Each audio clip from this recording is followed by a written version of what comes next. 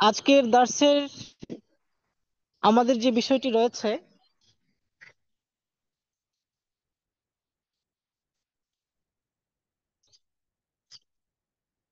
খুব গুরুত্বপূর্ণ একটি বিষয়। সেই বিষয়টি হচ্ছে, আমরা জানি যে আহকামে শরঈয়া, যেগুলো কুরআন এবং হাদিস দ্বারা প্রমাণিত, এর মধ্যে কিছু আহকাম রয়েছে যেগুলো নাসিখ এবং কিছু আহকাম রয়েছে যেগুলো মানসুখ। তো বর্তমানে যে সমস্ত আহকামে শরঈয়া রয়েছে সবগুলোই তো হচ্ছে নাসিখ, অর্থাৎ যেগুলো মানসুখ এগুলোর উপর তো আমাদের কোনো আমল নেই। বাকি এর পরেও আহকামে শরঈয়ার মধ্যে কিছু আহকামে শরঈয়া এমন রয়েছে যেগুলো যুগের পরিবর্তনে ওই হুকুমটা পরিবর্তন হয়ে যায়। এই জন্যে আপনারা আমার পিডিএফ এর দিকে শিরোনামটা দেখতে পাচ্ছেন, তাগায়ুরুল আহকামি বিতাগায়ুরিজ জামান। কিছু বিধান এমন রয়েছে যেই বিধানগুলো যুগ জমানার পরিবর্তনের কারণে ওই বিধানগুলো পরিবর্তন হয়ে যায়। তো আমরা আজকে জানবো ওই বিধানগুলো কি কি, যে বিধানগুলো যুগ জমানার পরিবর্তনের কারণে ওই বিধানগুলো পরিবর্তন হয়ে যায়। তো এই ভারতের দিকে আমরা একটু খেয়াল করি।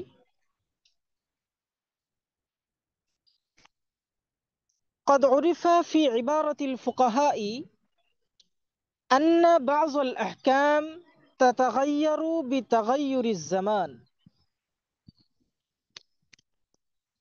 قد عرف في عبارات الفقهاء، ফুকাহে কেরামের ইবারতের মধ্যে জানা গেছে, আন্না বাযুল আহকাম, যে নিশ্চয়ই কিছু বিধান এমন রয়েছে, তাতাগায়্যারু বিতাগায়্যুরিজ জামান, যে বিধানগুলো পরিবর্তন হয়ে যায় জমানার পরিবর্তনের কারণে। তো এখানে লক্ষণীয় বিষয়, এখানে তিনি মুসান্নিফ আলাইহির রাহমা বাজুন শব্দ নিয়ে আসছেন। এর মানে হচ্ছে সকল বিধান কিন্তু পরিবর্তন হবে না, শুধুমাত্র অল্প সংখ্যক কিছু বিধান রয়েছে যে বিধানগুলো যুগ জমানার পরিবর্তনের কারণে পরিবর্তন হয়।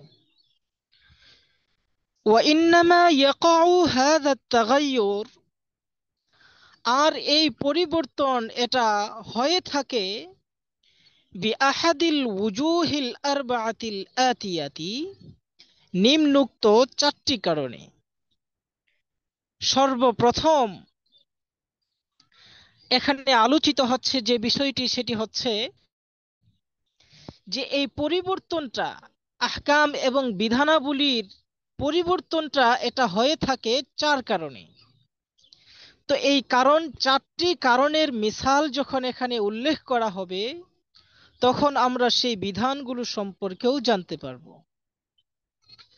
তো এখানে বলা হচ্ছে, ইন্নামা ইয়াকাউ হাযা তাগায়্যুর, এই পরিবর্তনটা মূলত হয়ে থাকে বিআহাদিল ওয়ুজুহিল আরবাআতিল আতিয়াতি, নিম্নোক্ত চারটি কারণের যে কোনো একটি কারণের, চারটি কারণসমূহের মধ্য থেকে যে কোনো একটা কারণ যদি পাওয়া যায়, তাহলে সেই ক্ষেত্রে এখানে ওই হুকুমের মধ্যে পরিবর্তন ঘটবে।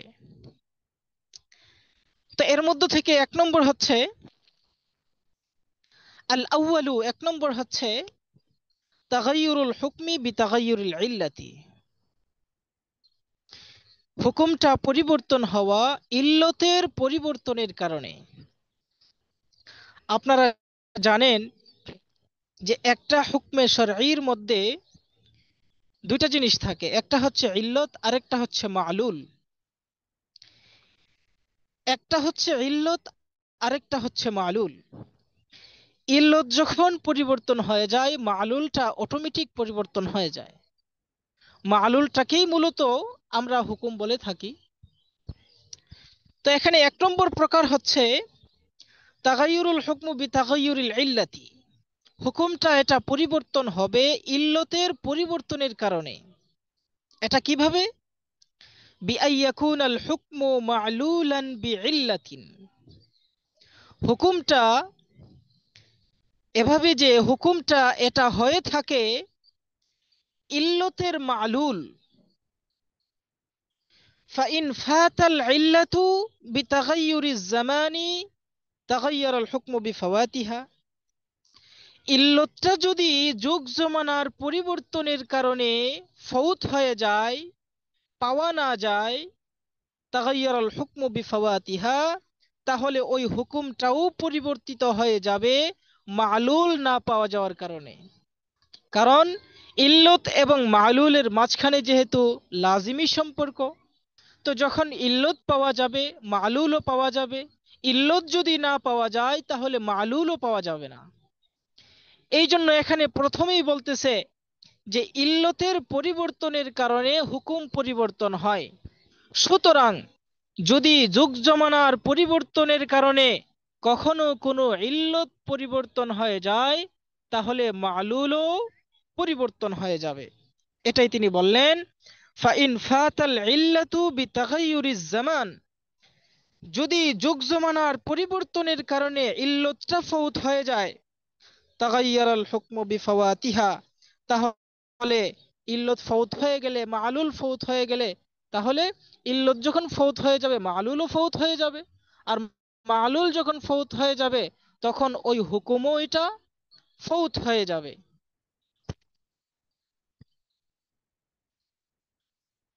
এটার মিসাল হচ্ছে যেমন মিসলু হুরমাতি শুরবিল খামরি, যেমন মদ পান করা এটা যে হারাম, এটা আমরা সবাই জানি। তো বুঝার বিষয় হচ্ছে এখানে ইল্লতটা কি এবং মা'লুলটা কি, এবং হুকুমটা কিভাবে হলো, এখানে একটা বিষয় বুঝার আছে। যেমন উদাহরণের মধ্যে বলা হচ্ছে মিসলু হুরমাতি শুরবিল খামরি, যেমন মদ পান করা এটা হারাম, এটা আমরা সবাই জানি। তো বলা হচ্ছে ফাইন্না হুরমাতা শুরবি হুকমুন, মদ পান করা যে হারাম, এই হারাম হওয়াটা এটা হচ্ছে একটা হুকুম। ওয়া কাউনুল মাশরুবি খামরান ইল্লাতুন, আর মদ পান করা এটা হচ্ছে ইল্লত। মাশরুবটা এটা হচ্ছে গিয়ে কি ইল্লত। ওয়া সিয়ানাতুল ইনসানি আম্মা ইউযহিবু আকলুহু হিকমাতুন, ওয়া সিয়ানাতুল ইনসান আম্মা ইউযহিবু আকলুহু, আর মানুষকে বাঁচানো যাতে করে মানুষের সুস্থ বিবেক হারিয়ে না যায়, এই সুস্থ বিবেক হারিয়ে যাওয়া থেকে মানুষকে রক্ষা করা এটা হচ্ছে হিকমত। ফায়াদুরু হুকমুল হুরমাতি, তো এখানে বোঝার বিষয় হচ্ছে যে মদ পান করা হারাম, এই হারাম হওয়াটা এটা হচ্ছে হুকুম, এটা হচ্ছে মা'লুল। ইল্লত কি? ইল্লত হচ্ছে মাশরুবে খামার, অর্থাৎ ওই পানীয়টা এটা পান করা। তো এখন কথা হচ্ছে, যদি কোনো মানুষ কোনো মদ পান করে, তাহলে মদ পান করাটা এটা হচ্ছে ইল্লত। মদ পান করার দ্বারা সাথে সাথে এটা হারাম হয়ে যাবে এবং এটা মালুল এবং হুকুম পতিত হয়ে যাবে। এখন এখানে প্রাসঙ্গিক আরেকটা বিষয় আসে, সেটি হচ্ছে যে মদ আল্লাহ পাক কেন হারাম করেছেন। মদ আল্লাহ পাক হারাম করেছেন মানুষের জন্য, যাতে করে মানুষ তাদের নিজেদের সুস্থ যে জেহেন শক্তি রয়েছে, বিবেক শক্তি রয়েছে, এটা যাতে হারিয়ে না ফেলে। কারণ মানুষ যখন মদ পান করে তখন সে একদম কি হয়ে যায়, মানে নেশাগ্রস্ত হয়ে তার বিবেক হারিয়ে ফেলে এবং তার যে বুদ্ধিমত্তা রয়েছে সেটা সে হারিয়ে ফেলে। তো এটা কিন্তু ইল্লত নয়, এটা কিন্তু মালুলও নয়, এটা হচ্ছে শুধুমাত্র হিকমত। হিকমতের সাথে হুকমে শরঈর কোনো সম্পর্ক নেই। এই কথাটা সবাই একটু ভালো করে বুঝেন। হিকমতের সাথে হুকমে শরঈর কোনো সম্পর্ক নেই। এটা আরো স্পষ্ট হবে সামনের ইবারতের দ্বারা। ফায়াদুরু হুকমুল হুরমাতি, সুতরাং হারাম হওয়ার হুকুমটা এটা জারি হবে মা আমিন তাকিহি কাউনুল মাশরুবি খামরান। কোন পানীয়র মধ্যে যদি, কোন মদের মধ্যে যদি নেশা না থাকে, কোনো মদের মধ্যে যদি এরকম না থাকে যে এটা পান করলে পরে ভালো লাগে, এটা পান করলে মানুষ তার মস্তিষ্ক হারায় না, তাহলে সেক্ষেত্রেও কিন্তু এটা হারাম। যেমন আমি আপনাকে বুঝার জন্য বলি, ইদানিং আন্তর্জাতিক পর্যায়ে এমন কিছু অ্যালকোহল, এমন কিছু নেশা জাতীয় জিনিস বের হয়েছে যেগুলো খেতে ভালো লাগে এবং সেগুলো খেলে নাকি মানুষের মস্তিষ্ক হারায় না। সাধারণ বাংলা মদ খেলে যেরকম মানুষ আবুল তাবুল বলতে থাকে এবং বেহুশ হয়ে পড়ে থাকে, তো ওইগুলো খেলে নাকি মানুষ বেহুশ হয় না, স্বাভাবিক থাকে। তাহলে এখানে আপনার বুঝার বিষয় যে সাধারণ বাংলা মদ খেলে পরে মানুষ বেহুশ হয়ে যায়, তো এটা হারাম, এটা তো ঠিক আছে। কিন্তু আন্তর্জাতিক পর্যায়ের উন্নত মদগুলো খেলে কেউ যদি বেহুশ না হয়, তাহলে সেটা হারাম, এটা কিভাবে? হ্যাঁ, এখান থেকে পার্থক্য বুঝতে হবে। একটা হচ্ছে ইল্লত, আরেকটা হচ্ছে হিকমত। হিকমত যদি পরিবর্তন হয় তাহলে হুকুমের মধ্যে কোনো পরিবর্তন আসে না, কিন্তু ইল্লত যদি পরিবর্তন হয় হুকুমের মধ্যে পরিবর্তন আসে। ইল্লত হচ্ছে কি? মদ পান করা। মদ পান করলেই, এটা মদ পান করাটাই হচ্ছে হারাম। কিন্তু যদি হিকমত পরিবর্তন হয়, অর্থাৎ সে মদ পান করতেছে কিন্তু সে বেহুশ হচ্ছে না, তাহলে এটা হচ্ছে হিকমত, এটা হচ্ছে মানফাত। এটার সাথে হুকমে শরঈর কোনো সম্পর্ক নাই, এটা পরিবর্তনের সাথে হুকমে শরঈর কোনো সম্পর্ক নাই।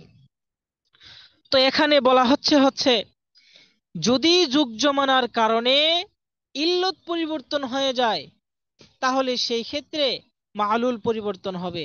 হিকমত পরিবর্তন হইলে মালুল কখনো কি হবে না? পরিবর্তন হবে না। তাহলে আমরা সর্বপ্রথম যে প্রকারটি জানতে পারলাম সেটি হচ্ছে তাগায়ুরুল হুকমি বিতাগায়ুরিল ইল্লাতি। একটা হুকুম এটা পরিবর্তন হওয়া ইল্লত পরিবর্তন হওয়ার কারণে। তো যদি কখনো যুগ জমানার পরিবর্তনের কারণে কোনো হুকুমের ইল্লতের মধ্যে পরিবর্তন আসে, তাহলে মালুলও পরিবর্তন হবে। আর যদি ইল্লতের মধ্যে পরিবর্তন না আসে, তাহলে মালুলও পরিবর্তন হবে না। আসানি, দ্বিতীয় নম্বর প্রকার হচ্ছে তাগাইয়ুরুল হুকমি বিতাগাইয়ুরিল উরফি। উরুফের দ্বারা অনেক সময় হুকুম পরিবর্তন হয়। এটা কিভাবে? বিআন ইয়াকুনাল হুকমু মাবনিয়ান আলাল উরফি ওয়াল আদাতি। এভাবে যে কিছু হুকুম এমন রয়েছে যেগুলোর ভিত্তি হচ্ছে উরুফ এবং আদাতের উপরে। অর্থাৎ মানুষের অভ্যাস এবং প্রচলনের উপরে এগুলোর ভিত্তি রয়েছে।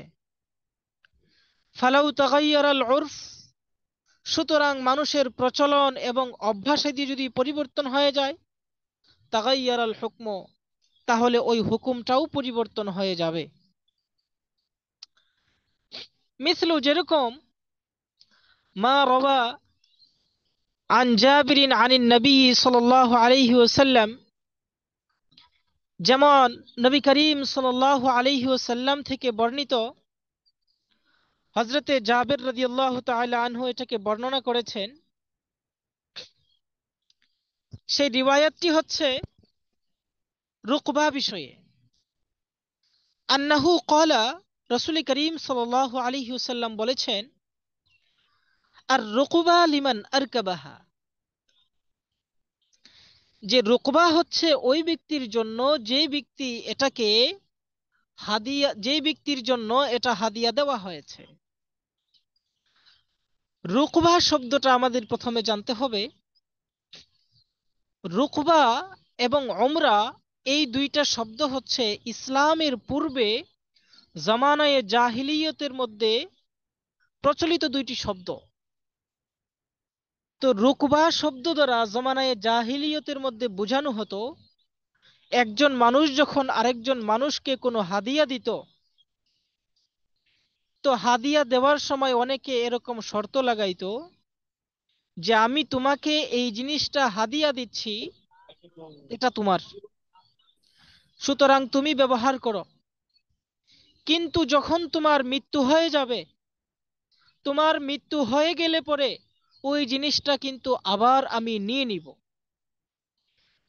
তো তার মৃত্যুর সময় হাদিয়াটাকে ফেরত নেওয়ার শর্তে যে ব্যক্তি হাদিয়া দেয়, এরকম হাদিয়াকে জমানায়ে জাহিলিয়তের মধ্যে রুকবা বলা হতো। তো আল্লাহর রসুল সাল্লাল্লাহু আলাইহি ওয়াসাল্লাম জামানায়ে জাহিলিয়তের পরে যখন ইসলামের জমানা আসলো, আল্লাহর রসুল সাল্লাল্লাহু আলাইহি ওয়াসাল্লাম বললেন যে আর রুকবা লিমান আরকাবাহা, যে ব্যক্তিরকে এরকম শর্ত লাগাইয়া হাদিয়া দেওয়া হয়েছে, ওইটা মূলত তারই, সে আর ফেরত নিতে পারবে না যে দিছে। আর রুকবা লিমান আরকাবাহা, অর্থাৎ হাদিয়া দানকৃত ওই বিষয়টা, ওই জিনিসটা যাকে হাদিয়া দেওয়া হয়েছে তার জন্যেই। তো আমরা হাদিস থেকে জানতে পারলাম যে হাদিয়া দিলে পরে ওইটা তার জন্যেই। এখন আসুন সামনে, ইমাম আবু হানিফা আলাইহির রহমা থেকে একটা কওল বর্ণিত আছে যে ইমাম আবু হানিফা আলাইহির রহমা এই রুকবাটাকে বাতিল বলে গণ্য করেছেন। ইবারতের মধ্যে খেয়াল করি, ওয়ারুবিয়া আনিল ইমাম আবি হানিফা রহিমাহুল্লাহ তাআলা, ইমাম আবু হানিফা রহিমাহুল্লাহ ওনার থেকে বর্ণিত, আন্নার রুকবা বাতিলাতুন, যে রুকবা এটা হচ্ছে বাতিল। ওয়াজাহিরু হাযিহিল ফাতওয়া আন্নাহা মুখালাফাতুন লিল নাসি, তো এখান থেকে এই বিষয়টা সুস্পষ্ট যে, এইখান থেকে এই বিষয়টা সুস্পষ্ট যে ইমাম আবু হানিফা আলাইহির রহমার যে ফতোয়াটি, এই ফতোয়াটা কিন্তু আল্লাহর রসুলের হাদিসের বিপরীত। আল্লাহর রসুল বলেছেন যে রুকবা এটা যাকে হাদিয়া দেওয়া হবে তার জন্যেই, ফেরত নেওয়ার সুযোগ নাই। এর মানে হচ্ছে রুকবা এটা হালাল, রুকবা এটা বৈধ। কিন্তু ইমাম আবু হানিফা আলাইহির রহমা উনার কথা থেকে বোঝা যাচ্ছে যে রুকবা এটা বাতিল, রুকবার কোনো সুযোগ নাই। তো এখানে বুঝার বিষয় হচ্ছে যে ইমাম আবু হানিফা আলাইহির রহমার জামানাতে ওরুফ ভিন্ন হয়ে গিয়েছিল, মানুষের প্রচলন ভিন্ন হয়ে গিয়েছিল।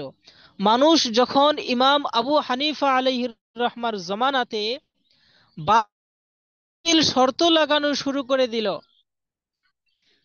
অর্থাৎ শর্তে বাতিল, শর্তে ফাসিদ লাগানো শুরু করে দিল, যে আমি তোমাকে হাদিয়া দিচ্ছি এটা ঠিক আছে, কিন্তু আমি যখন এটা হাদিয়া দেওয়ার পরে তুমি যখন মারা যাবে, তো মারা যাওয়ার পরে এটা আমাকে ফেরত দিয়ে দিতে হবে। আর যদি তোমার মারা যাওয়ার পূর্বে আমি মারা যাই, তাহলে আমার ওয়ারিসদের নিকট এটা ফেরত দিয়ে দিতে হবে। যদি এমন হয় যে আমি আর তুমি একসাথে মারা যায়, তাহলে তোমার ওয়ারিসরা যেন আমার ওয়ারিসের নিকট এটা পৌঁছিয়ে দেয়। তো এরকম বাতিল শর্ত যখন লাগানো শুরু করে দিল, তখন ইমাম আবু হানিফা আলাইহির রহমা হাদিয়া দেওয়ার এই যে সিস্টেম, রুকবা, এটাকেই মূলত বাতিল বলে ঘোষণা করেছেন। তো আল্লাহর রসুল সাল্লাল্লাহু আলাইহি ওয়াসাল্লামের জামানাতে প্রচলন একরকম ছিল, ইমাম আবু হানিফা আলাইহির রহমার জামানাতে এটার প্রচলন পরিবর্তন হয়ে গেছে। এই জন্য এরকম আরো অনেক মিসাল আছে, অনেক হুকুম আছে যে ইমাম আবু হানিফা আলাইহির রহমা উনি এক ধরনের ফতোয়া প্রদান করেছেন, কিন্তু পরবর্তীতে আরেক ধরনের এ, প্রচলন চালু হয়ে যাওয়ার কারণে জমহুর উলামায়ে কেরাম ভিন্ন রকমের ফতোয়া প্রদান করেছেন। তো এটা হচ্ছে দ্বিতীয় নম্বর কারণ, হচ্ছে ফতোয়া পরিবর্তন হওয়ার, হুকুম পরিবর্তন হওয়ার অরুফ, প্রচলন, প্রচলন ভিন্ন হয়ে গেলে হুকুমও ভিন্ন হয়ে যাবে। এরপরে তৃতীয় নম্বর হচ্ছে তাগাইয়ুরুল হুকমি বিজরুরতি ওয়াল হাজাতি, প্রয়োজন এবং হাজতের কারণে অনেক সময় হুকুম পরিবর্তন হয়ে যায়। যেমন বিআইয়াতাগাইয়ারাল হুকমু লিজরুরাতিন শাদীদাতিন, মারাত্মক কোনো প্রয়োজনের কারণে হুকুম পরিবর্তন হয়ে যাওয়া। ওয়ায়াকাউ তাগাইয়ুরু বিকদরি জরুরাতি, তবে এই পরিবর্তনটা হয়ে থাকে এটা বকদরে জরুরত, অর্থাৎ প্রয়োজন সাপেক্ষে, যতটুকু প্রয়োজন ততটুকু পরিবর্তন হবে। যেমন মিসাল হিসেবে কামা ক্বালা তাআলা ইন্নামা হাররামা আলাইকুমুল মাইতাতা ওয়াদ-দামা ওয়া লাহমাল খিনজির ওয়া মা উহিল্লা লিগাইরিল্লাহ ফামান ইযতুররা গায়রা বাগিন ওয়ালা আদিন ফালা ইসমা আলাইহি ইন্নাল্লাহা গফুরুর রহিম। যেমন কুরআনুল কারীমের এই আয়াতের মধ্যে আল্লাহ পাক রব্বুল আলামিন বলেছেন যে আমি তোমাদের জন্যে মৃত প্রাণীকে হারাম করে দিয়েছি। কোনো পশু যদি মারা যায় তাহলে সেই মৃত পশুকে জবাই করে খাওয়া যায় না। ওয়াদ্দামা, এরকম ভাবে আল্লাহ পাক রব্বুল আলামিন রক্তকে হারাম করেছেন। ওয়ালাহমাল খিনজির, এবং শূকরের গোশতকে হারাম করেছেন। ওয়ামা উহিল্লা লিগাইরিল্লাহ, এরকম ভাবে ওই সকল প্রাণী আল্লাহ পাক হারাম করেছেন যেগুলো আল্লাহ ব্যতীত গায়রুল্লাহর নামে জবাই করা হয়, গায়রুল্লাহর নামে ছেড়ে দেওয়া হয়। তাহলে আমরা এখানে হারামের একটা লিস্ট পেয়েছি যে রক্ত খাওয়া হারাম, শূকরের গোশত খাওয়া হারাম, মৃত প্রাণীর গোশত খাওয়া হারাম। এরপরে আল্লাহ পাক রব্বুল আলামিন বলেন ফামানিজ তুররা গায়রা ওয়ালা আদিন ফালা ইসমা আলাইহি ইন্নাল্লাহা গফুরুর রহিম। কিন্তু যদি কোনো ব্যক্তি বাধ্য হয়ে যায় খাওয়ার জন্য, যেমন কোনো ব্যক্তির কাছে খাওয়ার মতো হালাল কোনো জিনিস নেই, হালাল কোনো খাদ্য তার কাছে নেই, একমাত্র তার কাছে রয়েছে হারাম প্রাণীর গোশত, এছাড়া তার কাছে কোনো হালাল খাদ্য নেই, এমন অবস্থা সে যদি এই হারাম খাদ্য না খায় তাহলে সে মারা যাবে, হালাক হয়ে যাবে। তাহলে বাধ্য হয়ে সে যদি খায় তাহলে আল্লাহ পাক বলেন ফালা ইসমা আলাই, এখানে তার কোনো গুনাহ নেই। ইন্নাল্লাহ গফুরুর রহিম, আল্লাহ পাক সবকিছু দেখেন, আল্লাহ পাক সবকিছু জানেন। সুতরাং আল্লাহ পাক গফুরুর রহিম, উনি সবকিছু চাইলে ক্ষমা করে দিতে পারেন, রহিম, এবং তিনি দয়াবান। তাহলে একটা আয়াতের মধ্যে হারামের লিস্টও পেয়েছি, আবার আল্লাহ পাক রব্বুল আলামিন কোনো ব্যক্তি যদি বাধ্য হয়ে যায় তাহলে সেই ক্ষেত্রে বাধ্যতার একটা পদ্ধতিও পেয়েছি। সেখানে আল্লাহ পাক ইঙ্গিত দিয়েছেন যে উনি ক্ষমা করে দেওয়ার। মুসান্নিফ আলাইহির রহমা এখানে ইবারতের মধ্যে দেখেন উল্লেখ করতেছে আলা আসাসি হাযিহিল আয়াত, এই আয়াতের উপর নির্ভর করে ইতাবারাতি শরিআতু যরুরা ওয়াল হাজা, শরীয়ত অনেক প্রয়োজন এবং হাজতকে এতেবার করে ফি কাসীরিম মিনাল আহকামিল ফিকহিয়াতি, ফিকহি হুকুমের অনেকগুলোর মধ্যে, অর্থাৎ অনেক হুকুম এমন রয়েছে যেগুলোর মধ্যে এরকম মারাত্মক ধরনের প্রয়োজন সামনে আসে। যেমন কোনো ব্যক্তি যদি একজন আরেকজনকে পিস্তল ধরে বলে যে তুমি এই হারাম প্রাণীর গোশত খাও, নতুবা তোমাকে গুলি করে শেষ করে দিব, তাহলে সেই ক্ষেত্রে জীবিত থাকার জন্য তো হারাম প্রাণীর গোশত খেতে হবে, অন্যথায় হালাক হওয়ার সম্ভাবনা আছে। তো এরকম বাধ্যতামূলক অনেক বিষয় রয়েছে আহকামি ফিকহিয়ার মধ্যে। তো মুসান্নিফ আলাইহির রহমা বলতেছেন, হাত্তা জাআতির রুখসাতু আলা যালিকাল আসাস, এমনকি রুখসত এসে যায়, সুযোগ এসে যায়, আলা যালিকাল আসাস ফি তানাউলি বাযিল মুহাররামাতিল কাতইয়্যাতি বিকদরি জরুরতি, যে সমস্ত খাদ্য হারাম অকাট্যভাবে, ওই অকাট্যভাবে হারাম হওয়া খাদ্যগুলো, এগুলোর মধ্যেও অনেক সময় রুখসত এসে যায় এই আয়াতের উপর ভিত্তি করে, বিকদরি জরুরতি, প্রয়োজন সাপেক্ষে। ওয়ালাকিন, কিন্তু, ইয়াজিবু মারিফাতু মা যাকারাহুল ফুকাহা ফি কুতুবিহিম মিন মারাতিবিজ জরুরতি ওয়াল হাজাতি। ওয়ালাকিন ইয়াজিবু, কিন্তু আবশ্যক হচ্ছে, মারিফাতু মা যাকারাহুল ফুকাহা, ফুকাহে কেরাম যা উল্লেখ করেছেন এগুলোকে আমাদের জানা, ফি কুতুবিহিম, যেগুলো ফুকাহে কেরাম ওনাদের কিতাবের মধ্যে উল্লেখ করেছেন, মিন মারাতিবিজ জরুরতি ওয়াল হাজাতি, প্রয়োজনের যেসব স্তর রয়েছে এই স্তরসমূহ জানা আমাদের ওয়াজিব। তাহলে আমরা এই যে তৃতীয় নম্বর যে প্রকারটি জানতে পারলাম, যে প্রয়োজন এবং হাজতের কারণে হুকুম পরিবর্তন হয়ে যায়। তো এখন কেউ যদি এরকম বিপদে পড়ে যে সে যদি না খায় তাহলে সে হালাক হয়ে যাবে, তাহলে এখানে তার হালাকিয়তের কারণে, তার ধ্বংস হয়ে যাওয়ার কারণে, এই জরুরতের কারণে হুকুমটা পরিবর্তন হয়ে হারামটা হালাল হয়ে যাবে। অর্থাৎ যে মৃত প্রাণীর গোশত একটু আগে তার জন্য হারাম ছিল, এটা এখন তার জন্য হালাল হয়ে গেছে।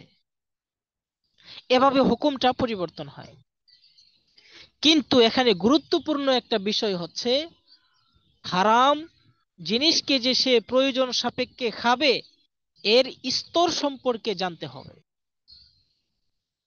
বলে এর মধ্যে আবার স্তরের কি আছে, দেখেন কিতাবের মধ্যে দেওয়া আছে, ওয়াকাদ রুবিয়া আন ইবনিল হুমাম রহিমাহুল্লাহু তাআলা, আল্লামা ইবনুল হুমাম রহিমাহুল্লাহ ওনার থেকে বর্ণিত যে মারাতিবা খামসাতান, প্রয়োজন সাপেক্ষে সে যে খাবে এটার কিন্তু পাঁচটা স্তর রয়েছে। উব্বির আনহা, যেগুলোকে তাবির করা হয়ে থাকে, ব্যাখ্যা করা হয়ে থাকে, বিজরুরতি ওয়াল হাজাতি ওয়াল মানফাআতি ওয়াজ জিনাতি ওয়াল ফুজুলি।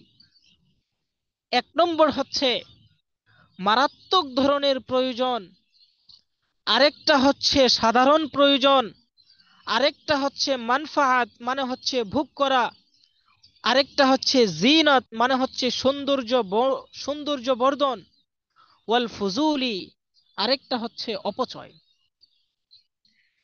আপনি বিপদে যখন পড়ছেন যে হারাম গোশত না খেলে আপনি মরে যাবেন, তাহলে সেই ক্ষেত্রে আপনি কতটুকু পরিমাণ খেতে পারবেন এটা জানা জরুরি।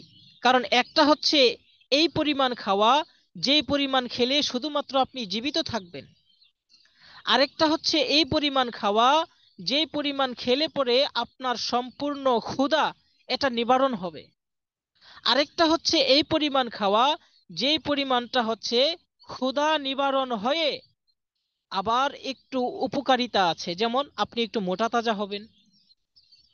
আরেকটা হচ্ছে এত পরিমাণ খাওয়া যেটার দ্বারা খেয়ে জীবিত থেকে এবং তার ক্ষুধা নিবারণ হয়ে সে মোটা তাজা হয়ে আরো এটার সাথে সৌন্দর্য বর্ধনের সম্পর্ক আছে এক্সট্রা। আরেকটা হচ্ছে খেয়ে দেয়ে মোটা তাজা হয়ে একদম সবকিছু খেয়ে দিয়ে শেষ করে অপচয় করা, এখানে কোন স্তরটি গ্রহণ করা হবে? ওয়াহাসিলুহু, মূল কথা হচ্ছে আন্না মারাতিবা জিনাতি ওয়াল মানফাআতি ওয়াল ফুজুলি লা তুসারু ফি তাগয়িরিল আহকাম। সর্বশেষ যে তিনটা স্তর রয়েছে, অর্থাৎ অপচয় করার স্তর এবং সৌন্দর্য বর্ধনের স্তর এবং মানফাআতের স্তর, এই তিনটা যে স্তর রয়েছে, এই স্তরের সমমান কেউ যদি প্রয়োজনের মধ্যে পড়ে, তাহলে সেই ক্ষেত্রে এর দ্বারা কোনো হুকুম পরিবর্তন হবে না। অর্থাৎ মিসাল দিয়ে আমি যদি বলি, কোনো ব্যক্তির কাছে হালাল গোশত রয়েছে 1 কেজি।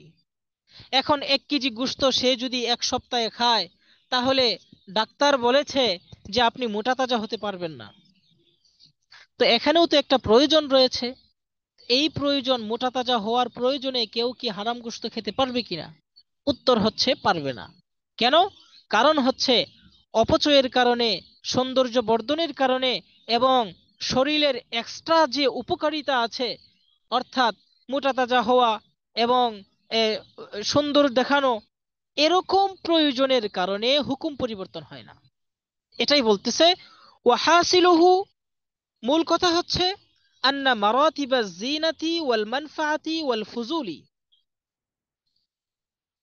অপচয় করা এবং এক্সট্রা উপকারিতা এবং সৌন্দর্য বর্ধন, এই যে স্তরগুলো রয়েছে, এসব স্তরের কারণে, এসব স্তরগুলো লা তুসারু ফি তাগয়িরিল আহকাম, হুকুম পরিবর্তনের ক্ষেত্রে এগুলো কিন্তু কোনো প্রভাব ফেলে না। ওয়াল্লাযী ইউসারু ফি তাগয়িরিল আহকাম, হুকুম পরিবর্তনের ক্ষেত্রে যেগুলো প্রভাব পড়ে, যেগুলোর দখল রয়েছে, হুয়া জারুরাতু ওয়াল হাজা, সেটা হচ্ছে মারাত্মক প্রয়োজন এবং মারাত্মক প্রয়োজনের সাথে সাধারণ প্রয়োজন। যেমন একটা হচ্ছে জরুরত আর একটা হচ্ছে হাজত। জরুরত হচ্ছে যেটা মারাত্মক ধরনের প্রয়োজন, যেমন কেউ পিস্তল ঠেকিয়ে বলল যে গোশত খাও, নতুবা তোমাকে মেরে ফেলবো, তাহলে এটা হচ্ছে আসাধ্যে দরজার জরুরত। আরেকটা হচ্ছে হাজত। হাজত মানে হচ্ছে পেট পুড়ে খাওয়া। এই পেট পুড়ে খাওয়াটা কখন? যেমন কোনো ব্যক্তির কাছে কোনো ধরনের খাবার নাই, এখন সামনেও খাবারের ব্যবস্থা হবে কিনা সে জানে না, না খেলে সে মারা যাবে। তাহলে এই ক্ষেত্রে এক তো হচ্ছে শুধুমাত্র এতটুকু খাওয়া যতটুকু খেলে সে জীবিত থাকবে, আরেকটা হচ্ছে আমি পেট পুড়ে খেয়ে নেই, কারণ হচ্ছে সামনে তো খাবারের কোনো ব্যবস্থা নেই। এই দুইটা হচ্ছে বৈধ, এই দুইটা হচ্ছে জায়েজ। 1 নম্বর হচ্ছে শুধুমাত্র জীবিত থাকার জন্য অল্প পরিমাণে খাওয়া, এটা হচ্ছে আসাধ্যে জরুরতের পর্যায়ের সমাধান। আরেকটা হচ্ছে সামনের মুস্তাকবিলে যদি খাবারের কোনো ব্যবস্থা না থাকে, তাহলে শুধুমাত্র জীবিত থাকার জন্য নয়, বরং পেট পুড়ে খাওয়া, পেট ভর্তি করে খাওয়া, এটাও বৈধ আছে। এটা হচ্ছে যদি তার সামনে খাবারের ব্যবস্থা না হওয়ার কোনো কি না থাকে, একদম কোনো ধরনের কোনো ব্যবস্থার সম্ভাবনা না থাকে। তাহলে আমরা জানতে পারলাম এখানে যে প্রয়োজনের কারণে অনেক সময় হুকুম পরিবর্তন হয়ে যায়, বিপদের কারণে অনেক সময় হুকুম অনেক সময় পরিবর্তন হয়ে যায়। এরকম বিপদে পড়লে হুকুম পরিবর্তন হয়ে যাবে। তবে বিপদের কিছু কি আছে, স্তর আছে, এই স্তরগুলোকে আমাদেরকে খেয়াল রাখতে হবে। মোটা তাজা হওয়ার জন্য হারাম কোনো জিনিস খাওয়া যাবে না। আচ্ছা, এরপরে হচ্ছে 4 নম্বর, আর রাবিউ তাগায়ুরুল হুকমি লিসাদ্দিজ জারাই। হুকুম অনেক সময় পরিবর্তন হয়ে যায়। জারাই, এটা হচ্ছে জারিআতুনের বহুবচন। জারিআতুন মানে হচ্ছে মাধ্যম। এটাকে যদি আমরা ভিন্ন ভাবে বলি, তাহলে সেক্ষেত্রে আপনারা সহজভাবে বলতে পারেন লিসাদ্দিল বাব, সামনের ভবিষ্যতে ফিতনাকে বন্ধ করার জন্য অনেক সময় হুকুম পরিবর্তন হয়ে যায়। তো চতুর্থ নম্বর হচ্ছে তাগাইয়ুরুল হুকমি, হুকুম পরিবর্তন হওয়া, লিসাদ্দি জারাই, মাধ্যমকে বন্ধ করার জন্য, অর্থাৎ অদূর ভবিষ্যতে যেটা ফিতনায় রূপ নিতে পারে, এরকম ফিতনায় রূপ নেওয়ার আশঙ্কায় কোন হুকুমের মধ্যে পরিবর্তন করে ফেলা। এটা কিভাবে? বিআইয়াতাগাইয়ারাল হুকমু লিসাদ্দি জারাই, অর্থাৎ মাধ্যম বন্ধ করার জন্য, ফিতনার মাধ্যম বন্ধ করার জন্য হুকুম পরিবর্তন করা। এটার উদাহরণ হচ্ছে ওয়ামিন আমসিলাতিহি, এটার উদাহরণ হচ্ছে আন্না রাসূলুল্লাহ সাল্লাল্লাহু আলাইহি ওয়াসাল্লাম আজাযা লিন-নিসাই আইয়াশহাদনা সালাওয়াত ফিল মাসাজিদি। এটার উদাহরণ হচ্ছে যে আল্লাহর রাসূল সাল্লাল্লাহু আলাইহি ওয়াসাল্লাম মহিলাদেরকে পাঁচ ওয়াক্ত নামাজের মধ্যে মসজিদে উপস্থিত হওয়ার অনুমতি দিয়েছিলেন। আইয়াশহাদনা সালাওয়াত ফিল মাসাজিদি, মসজিদের মধ্যে উপস্থিত হওয়ার কি দিয়েছিলেন? আজাজা, এজাজত দিয়েছিলেন আল্লাহর রাসূল। বাল, বরং রুবিয়া আনহু, আল্লাহর রাসূল থেকে এমন বর্ণিতও আছে, আন্নাহু ক্বালা, তিনি ইরশাদ করেছেন, লা তামনাউ ইমা আল্লাহি মাসাজিদ আল্লাহ, যে তোমরা আল্লাহর বান্দীদেরকে মসজিদে আসা থেকে বাধা প্রদান করিও না। এটা আল্লাহ রাসূল ইরশাদ করেছেন যে মহিলাদেরকে তোমরা মসজিদে আসতে বাধা দিও না। ওয়ালাকিন, কিন্তু, লাম্মা রাআ সাইয়্যিদুনা উমর, হযরতে ওমর রাদিয়াল্লাহু তাআলা আনহু যখন দেখলেন, লাম্মা রাআ সাইয়্যিদিনা উমর রাদিয়াল্লাহু তাআলা আনহু ফি জামানিহি, হযরতে ওমর রাদিয়াল্লাহু তাআলা আনহু যখন ওনার জামানাতে দেখতে পেলেন, আন্না হাযিহিল ইবাহাতা, এই মুবাহ হওয়াটা, অর্থাৎ মহিলারা মসজিদে আসতে পারবে, এই বৈধতাটা, তাজুররু ইলা ফিতানিন, এটা আস্তে আস্তে ফিতনাকে টেনে আনতেছে, এটা ফিতনার দিকে টেনে নিয়ে যাচ্ছে। মানাআহুন্নাল মাসাজিদ, তখন তিনি মহিলাদেরকে মসজিদে আসতে মানা করে দিয়েছেন, বাধা প্রদান করার আদেশ জারি করেছেন। এই যে এখানে খেয়াল করেন, আল্লাহর রাসূল সাল্লাল্লাহু আলাইহি ওয়াসাল্লাম ওনার জামানাতে মহিলাদেরকে মসজিদে আসার অনুমতি দিয়েছিলেন, মহিলারা মসজিদে আসতেন, জামাতের মধ্যে পুরুষদের পিছনে জামাতে শরীকও হতেন। এমন কি আল্লাহর রাসূল সাল্লাল্লাহু আলাইহি ওয়াসাল্লাম মসজিদে নববীতে যে হালাকা করতেন, দ্বীনি মজলিস করতেন, সেই হালাকার মধ্যেও মহিলাদেরকে বসার অনুমতি দিয়েছিলেন। কিন্তু হযরতে ওমর রাদিয়াল্লাহু তাআলা আনহু, ওনার জমানা আল্লাহর রাসূলের জমানার মাঝখানে বেশ কিছু ডিফারেন্ট আছে। হযরতে ওমর রাদিয়াল্লাহু তাআলা আনহুর জমানাতে